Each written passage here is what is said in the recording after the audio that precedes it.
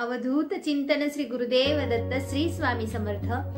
बघा, आपल्या घरामध्ये अनेक प्रकारांनी पैसा घरात येत असतो, परंतु तो घरात राहत नाही, टिकत नाही किंवा येतही नाही, असेही प्रॉब्लेम्स आपल्याला असतात। आणि आपण आपल्या सगळ्या देवतांची सेवा व्यवस्थित पद्धतीने करत असतो, सगळं काही करतो, ज्या सेवा आहेत त्याही करतो, कुठेच काही चुकत नाही, मग घरात पैसा का येत नाही असा प्रश्न असतो। तर आपल्याला आपल्या देव्हाऱ्यामध्ये आपण बऱ्याच वेळेस बघितलं असेल की जे श्रीयंत्र आहे माता लक्ष्मी समोर असतो, त्याची सेवा मी तुम्हाला मागच्या व्हिडिओमध्ये सांगितलेली होती। आणि ती करूनही जर घरामध्ये अडचण येत असेल तर एकच पर्याय आहे, तो म्हणजे कुबेर देवता।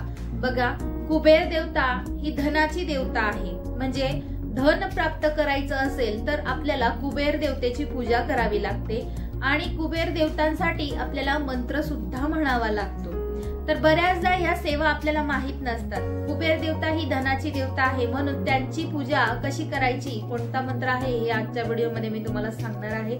तुम्हाला सर्वांना माहिती आहे की शुक्रवार हा माता लक्ष्मीचा सेवेचा वार आहे। या दिवशी आपण माता लक्ष्मीची सेवा करत असतो। पैशाचं दुसरं रूप माता लक्ष्मी आहे हे तुम्हाला माहिती आहे। तर बघा, ज्यावेळेस शुक्रवार येतो तर त्या दर शुक्रवारी आपल्या घरामध्ये कुबेर देवतेची सेवा घडली पाहिजे, कुबेर देवतेची पूजा आपल्या घरामध्ये झाली पाहिजे। तर आपल्याला काय करायचंय, दर शुक्रवारी माता लक्ष्मीची ज्या पद्धतीने आपण पूजा करतो त्याच पद्धतीने कुबेर देवतेची आपल्याला पूजा करायची आहे।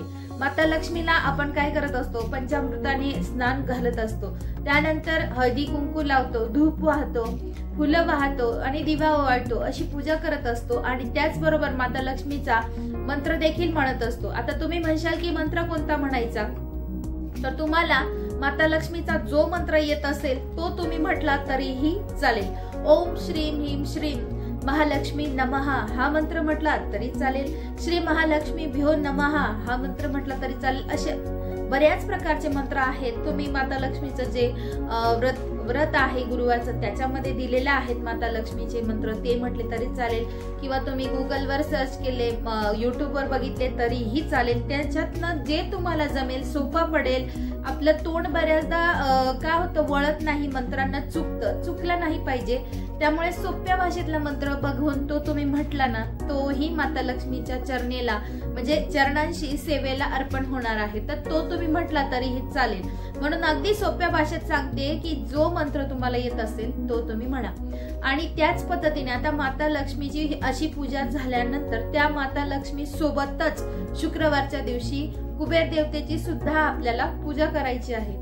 आता बघा, कुबेर देवतेची पूजा करायचं म्हणजे आपल्याकडे कुबेर मंत्र असला पाहिजे, म्हणजे कुबेरांचं यंत्र असलं पाहिजे आणि मंत्र पण आपल्याला माहिती असलं पाहिजे।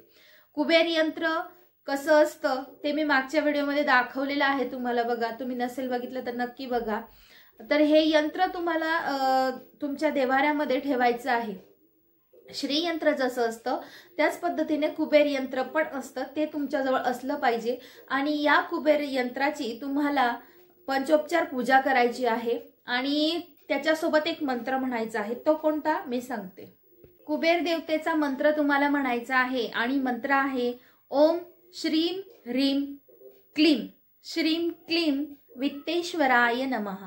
हा मंत्र तुम्हाला म्हणायचा आहे, 11 वेळेस म्हणायचा आहे। दर शुक्रवारी तुम्ही पूजा केली ना, महालक्ष्मी माता आणि कुबेर देवतेची आपण सोबत पूजा करणार, तर पूजा करताना कुबेर देवतेचा हा मंत्र तुम्हाला म्हणायचा आहे। आता हा मंत्र तुम्हाला जमलं तर नक्कीच इथे पोस्टमध्ये मी दाखवेल। आणि तो मंत्र तुम्हाला 11 वेळेस म्हणायचा आहे आणि कुबेर देवतेची पूजा करायची आहे। कुबेर देवतेची पूजा करताना सुद्धा तुम्हाला दिवा, धूप, फुलं आणि पंचोपचार पूजा म्हणजेच तुम्हाला तिथे हळदी कुंकू वाहून पूजा करायची आहे आणि प्रार्थना करायची आहे धनासाठी, म्हणजे नोकरीसाठी, धनासाठी, तुमचं जे काही घरामध्ये अडचण आहे त्यासाठी पूजा करायची आहे।